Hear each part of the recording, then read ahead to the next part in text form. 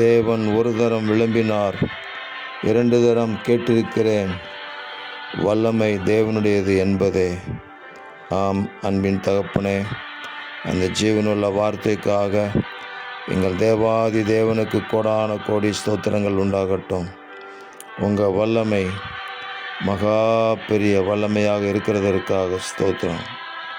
கர்த்தரையும் ஒரு வல்லமையை நாடுங்கள் என்று சொன்னீரே, வல்லமையை நாடுகிறோம்.